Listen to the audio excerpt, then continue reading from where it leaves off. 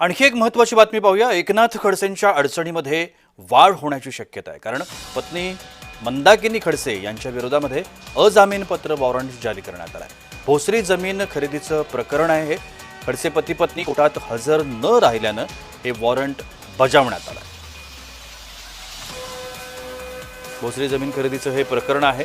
खडसे दाम्पत्य या संपूर्ण प्रकरणामध्ये आरोपांच्या छायेखाली आहे। त्यामुळे एकनाथ खडसेंच्या अडचणीमध्ये आता वाढ होण्याची शक्यता आहे। त्यांच्या पत्नी मंदाकिनी खडसे यांच्या विरोधामध्ये अजामीनपात्र वॉरंट काढण्यात आला आहे। भोसरी जमीन खरेदी प्रकरणामध्ये एकनाथ खडसे आणि त्यांच्या पत्नी मंदाकिनी खडसे या आरोपी आहेत। कोर्टात हजर त्यांना राहायला सांगितलं गेलं होतं, मात्र ते हजर न राहिल्यानं त्यांच्या विरोधामध्ये हे अजामीनपात्र वॉरंट काढण्यात आलं आहे।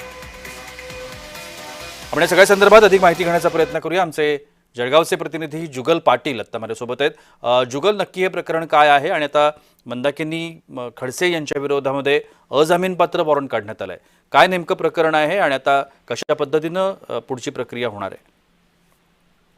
भोसरी जमीन खरेदी प्रकरणी माजी मंत्री एकनाथ खडसे व त्यांच्या पत्नी मंदाकिनी खडसे यांच्या विरोधात अजामीनपात्र वॉरंट जारी करण्यात आला आहे। भोसरी जमीन खरेदी प्रकरणी एकनाथ खडसे व त्यांच्या पत्नी मंदाकिनी खडसे कोर्टात हजर न राहिल्यामुळे सत्र न्यायालयाने हे वॉरंट जारी केलं असून एकनाथ खडसे यांनी याबाबत मुंबई उच्च न्यायालयात देखील दाद मागितली होती, मात्र त्यांना यावेळी दिलासा मिळाला नसून जिल्हा सत्र न्यायालयाने यावेळी अजामीनपात्र वॉरंट जारी केल्यामुळे एक खळबळ उडाली आहे आणि माजी मंत्री राष्ट्रवादी शरद पवार पक्षाचे नेते एकनाथ खडसे यांच्या अडचणी वाढण्याची शक्यता सध्या तरी दिसून येत आहे।